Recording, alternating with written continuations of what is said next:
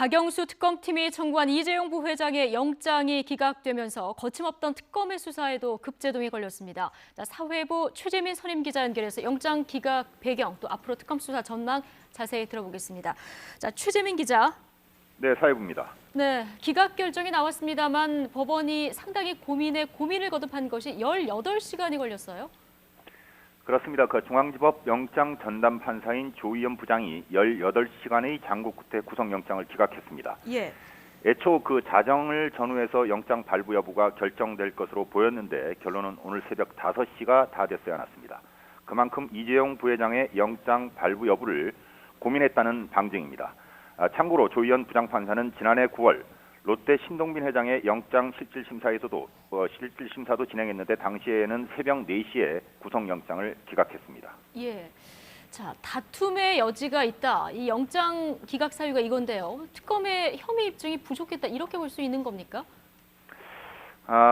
영장 기각의 가장 큰 이유는 법률적 평가를 둘러싼 다툼의 여지가 있다고 봤다는 겁니다. 예. 뇌물 범죄 요건이 되는 대가 관계와 부정한 청탁에 대한 특검의 소명이 부족했다라고도 볼 수 있겠습니다. 조 부장판사는 법조계에서는 철저히 법리만 따지는 원칙론자로 통합니다.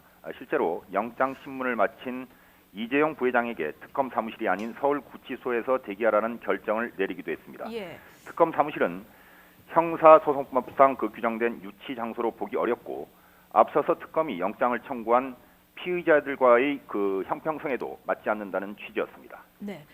사실 영장 실질 심사 전부터 특검팀과 삼성 측 변호인 간의 법리 다툼이 굉장히 치열할 거다. 이런 예상이 많지 않았습니까? 그렇습니다. 특검팀과 삼성 측 변호인들은 어제 오전 10시 반부터 4시간 동안 치열한 법리 다툼을 벌였습니다. 특검팀에서는 양재식 특검보를 비롯한 4명이 영장 실질 심사에 참석했고요. 삼성 측은 법무부인 태평양 소속으로 서울고등법원 부장판사 겸 서울행정법원 수석 부장판사를 지낸 송우철 변호사를 비롯한 6명이 참석했습니다. 예. 영장에 적시된 뇌물 공여 그리고 횡령 위증 혐의 가운데서 가장 핵심이 이제 뇌물 공여였을 텐데요. 영장 실질 심사에서 양측은 어떤 논리를 폈습니까? 네, 알려진 대로 특검은 미르와 K스포츠 재단 출연금을 비롯한 삼성 돈 430억 원을 모두 뇌물로 받습니다. 이에 대해서 삼성 측 변호인들은 비선실세 최순실 씨와 공모한 박근혜 대통령을 상대로 직무행위에 대한 어떤 대가 관계가 없는 일방적인 요구로 지원했다는 점을 부각했습니다. 또한 문제가 된 제일모직과 삼성물산의 합병은 2015년 7월 10일에 이루어졌고 박 대통령과 이 부회장과의 독대는 2주 뒤인 같은 달 25일 이루어졌다는 점에서 선후 관계가 맞지 않는다는 점을 정황적으로 제시한 것으로 알려졌습니다.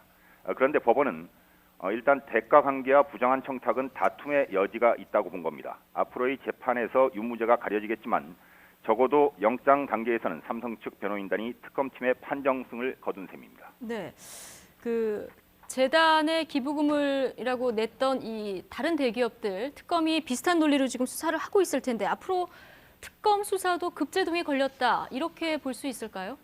그렇습니다. 특검은 법원의 영장 기각에 불편한 심기를 숨기지 않았습니다. 예. 실제로 이규철 특검보는 법원의 구속영장 기각은 유감이다. 하지만 흔들림 없이 수사를 할 것이라며 힘줘 말하기도 했는데요. 하지만 일단 뇌물죄와 관련한 수사의 동력은 급격히 떨어질 것으로 보입니다. 롯데와 SK 같은 대기업 수사는 물론이고 대통령의 뇌물죄 입증을 위한 수사도 난항이 예상됩니다. 네, 최재민 기자. 네네. 특검팀이 이재용 부회장의 구속영장 재청구할 가능성은 없습니까? 글쎄요, 특검팀이 어떤 결정을 내릴지는 알 수가 없습니다. 예. 다만 영장 청구를 다시 할 가능성은 크지 않다는 게 법조계의 판단입니다.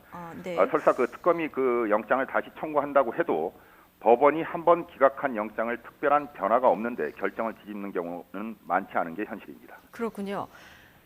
이재용 부회장 어제 생애에서 가장 긴 하루를 법원과 서울구치소에서 보냈을 텐데요. 이 회장의 표정은 어땠습니까?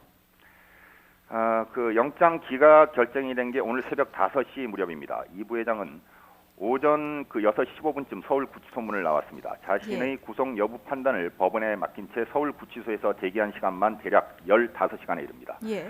거의 뜬 눈으로 영장 결과를 기다렸을 것으로 보이는데 서울구치소 문을 나서는 이 부회장의 표정은 비교적 밝았습니다. 특유의 옅은 미소도 띄었고요.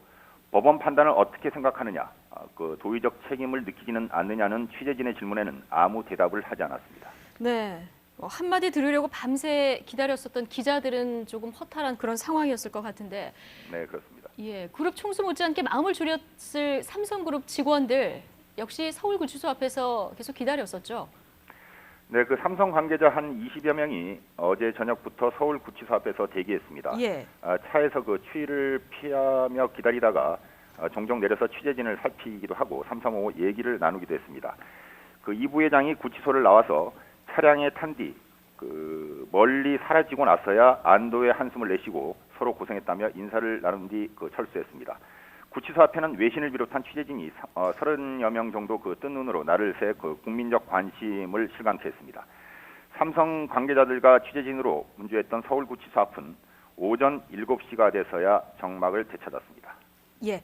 자, 이재용 부회장에 대한 18시간 영장 실질 심사 과정 지금까지 사회부 최재민 선임 기자가 전해드렸습니다. 수고하셨습니다.